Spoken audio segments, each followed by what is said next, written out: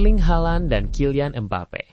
Mereka adalah atlet yang mendorong sepak bola ke era baru. Mereka bukan sekedar finisher hebat atau penyerang cepat, melainkan monster yang diciptakan untuk permainan modern. Haaland, robot yang mencetak gol seperti mesin. Mbappe, si pelari cepat yang membuat gol terlihat mudah. Selama hampir 2 dekade, sepak bola berpusat pada Messi dan Ronaldo. Tetapi sekarang, olahraga ini bergeser, dan keduanya mengejar sesuatu yang lebih besar.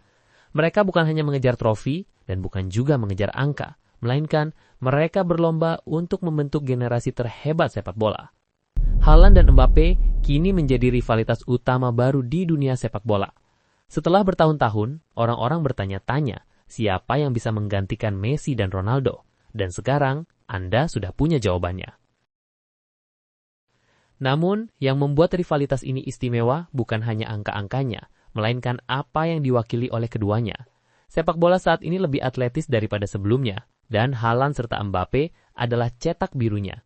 Mereka cepat, eksplosif, dan mampu mencetak semua jenis gol dari yang Anda bayangkan. Dari tendangan voli, lari solo, serta penyelesaian akrobatik yang luar biasa, Mbappe selalu bisa mencetak gol terkecuali sundulan. Musim ini mereka benar-benar saling menekan. Rasanya seperti Messi versus Ronaldo. Dua monster yang memang diciptakan untuk sepak bola masa kini dan sekarang keduanya berusaha menjadi superstar. Lantas, bagaimana keduanya bisa menjadi seperti ini? Untuk mengetahui kisah perjalanannya, simak video ini.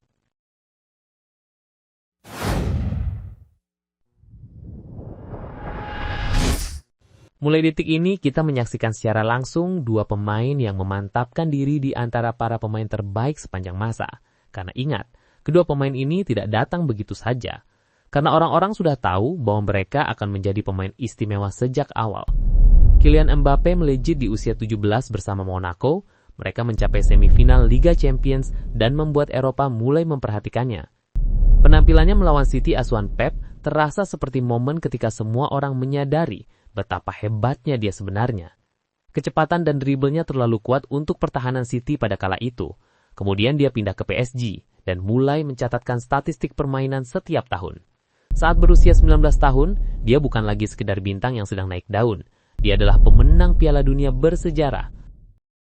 Di turnamen itu, dia memecahkan rekor yang sebelumnya hanya dipegang Pele. Dia terlalu cepat dan mematikan. Dan kemudian Anda menambahkan fakta bahwa dia mengalahkan Messi di hadapan dunia dan jelas itu membuat namanya menjadi terkenal.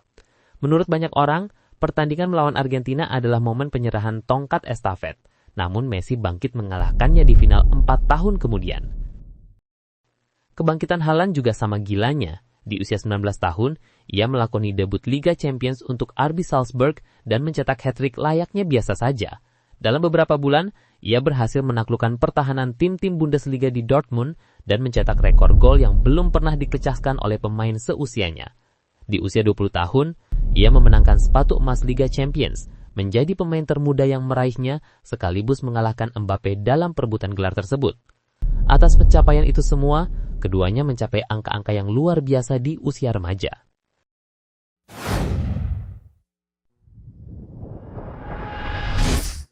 Pertarungan besar pertama mereka terjadi di Liga Champions musim 2019-2020. Dortmund versus PSG. Rasanya seperti momen Haaland melawan Mbappe yang sesungguhnya. Haaland sebenarnya mendominasi leg pertama dengan 2 gol. Salah satunya lewat tendangan keras dari luar kotak penalti. Sedangkan Mbappe, meskipun mengalami kecedera, tetap menjadi kreator gol tunggal PSG. Namun di leg kedua, PSG membalikan keadaan dan berhasil lolos. Tapi Anda tahu, Haaland punya pengaruh besar di pertandingan itu. Karena usai pertandingan, para pemain Paris mengikuti selebrasi gol Erling Haaland. Jadi jelas, robot Norwegia itu telah mengguncangkan mereka sekaligus menandakan era baru telah tiba. Pertandingan itu pada dasarnya memicu perdebatan siapa yang lebih baik. Pada musim 2019-2020, Haaland mencetak 44 gol dari Salzburg hingga Dortmund. Tahun berikutnya, Mbappe mencetak 42 gol untuk PSG. Setiap musim terasa seperti mereka hampir menyamai satu sama lain dengan sempurna. Disinilah perdebatan Haaland versus Mbappe mulai memanas. Meskipun mereka tidak bermain di liga yang sama, statistik mereka terus-menerus dibandingkan. Di musim 2021-2022, Mbappe tidak hanya mencetak 39 gol, ia juga mencatatkan 26 assist yang merupakan rekor tertinggi di Eropa. Pemain ini tidak hanya menyelesaikan peluang, tapi ia juga menciptakan peluang. Sementara itu, Haaland benar-benar menjadi penghancur di kotak penalti. Pada musim yang sama, ia mencetak 10 gol Liga Champions. Dan seperti yang telah saya sebutkan sebelumnya, ia memenangkan sepatu emas Liga Champions di usia 20 tahun. Intinya, mereka berdua melakukan hal-hal yang tidak seharusnya dilakukan oleh pemain seusianya.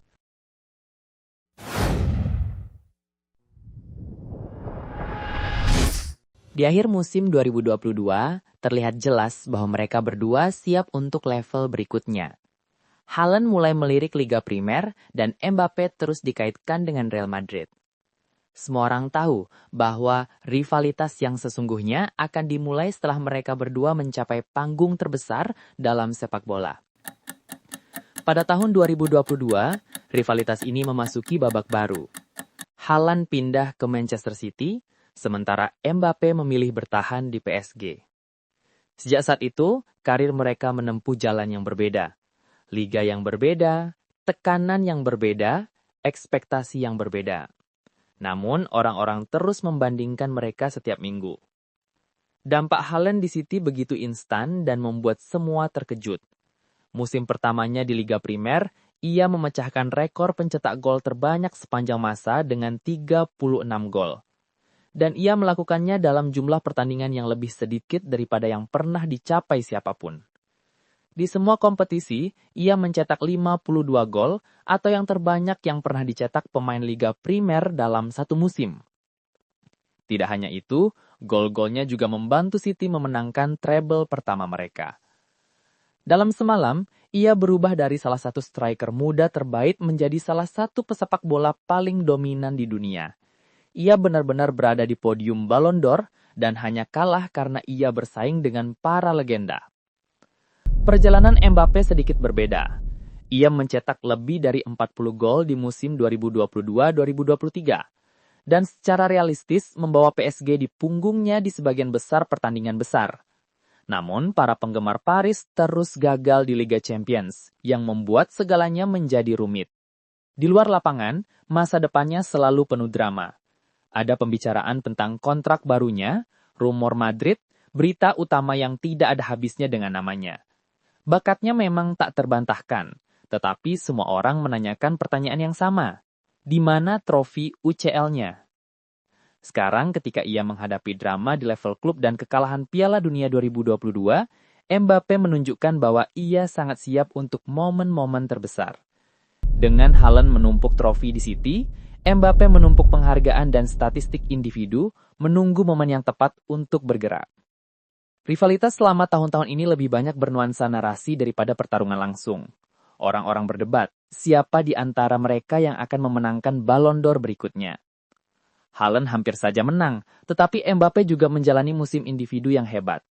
Haaland memiliki statistik, tetapi ia juga meraih kesuksesan di tim dan pentas Liga Primer. Mbappe memiliki beberapa penampilan individu yang luar biasa dan sorotan Piala Dunia. Tetapi bermain untuk PSG tidak ada yang peduli. Orang-orang hanya peduli dengan Liga Champions dan PSG gagal memenangkannya. Meskipun di atas kertas memiliki tim super. Rivalitas itu kembali hidup pada tahun 2024 ketika Mbappe akhirnya bergabung dengan Real Madrid. Kepindahan itu langsung menciptakan skenario impian. Mbappe di Madrid dan Haaland di City. Dua superstar di dua klub besar yang berharap bersaing memperebutkan Liga Champions setiap musimnya. Dan langsung saja, kami mendapatkan pertandingan yang diinginkan semua orang. Di Liga Champions 2024-2025, Madrid menghadapi City di babak gugur. Leg pertama di Etihad, Haaland mencetak 2 gol dan terus membawa City unggul. Namun Mbappe dan Madrid berjuang keras dan akhirnya menang 3-2. Kemudian di leg kedua di Bernabeu, City secara mengejutkan mencadangkan Haaland.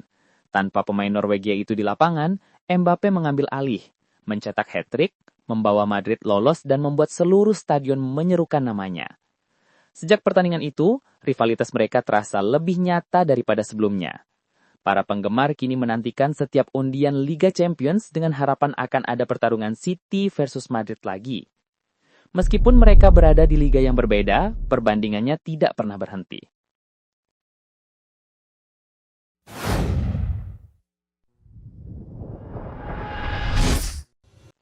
Meskipun keduanya mencetak banyak gol, cara bermain mereka sangat berbeda. Mbappe awalnya bermain sebagai pemain sayap kiri, tipe pemain sayap yang bisa langsung mengambil bola, menjelajahi pertahanan lawan, menusuk ke dalam dan mencetak gol atau memberikan umpan kepada pemain lain. Di PSG, ia bukan hanya pencetak gol, ia juga menciptakan peluang.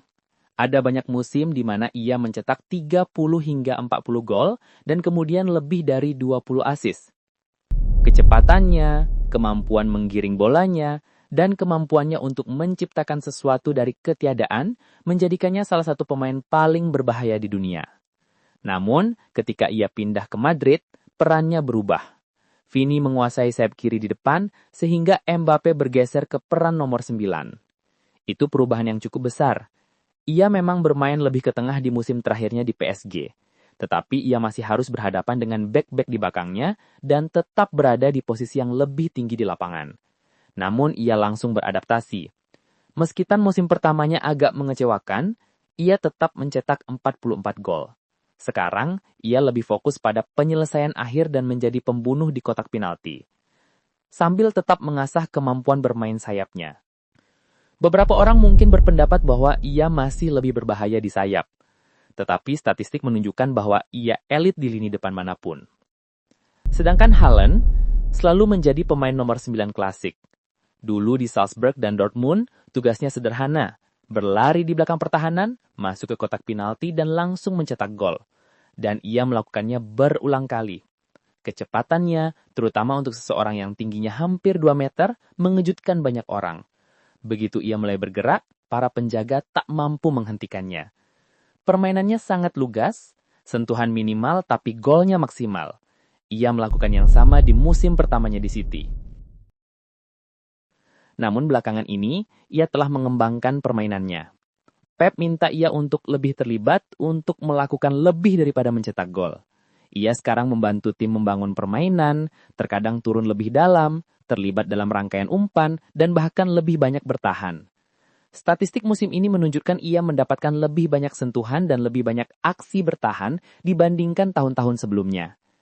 Ia telah berkembang dari pencetak gol murni menjadi penyerang tengah yang lebih komplit, tanpa kehilangan naluri pembunuhnya.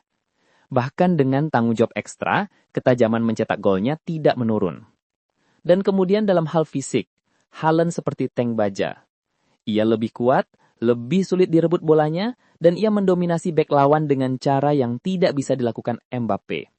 Seperti di udara, Haaland itu monster. Lompatan, kekuatan, dan timingnya memberinya keunggulan besar. Kemudian dalam hal dribble, disitulah Mbappe menang dengan mutlak. Ia halus, cepat, dan bisa melewati bek lawan 1 lawan 1 kapanpun ia mau. Disinilah akarnya sebagai pemain sayap terlihat. Ia punya kemampuan alami untuk melewati pemain lawan dan menciptakan ruang.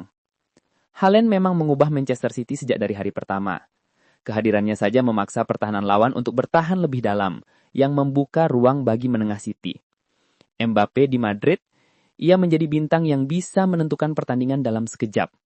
Entah itu lari solo, penyelesaian di sudut atas, atau penalti, ia mencetak gol penentu ketika Madrid sangat membutuhkannya.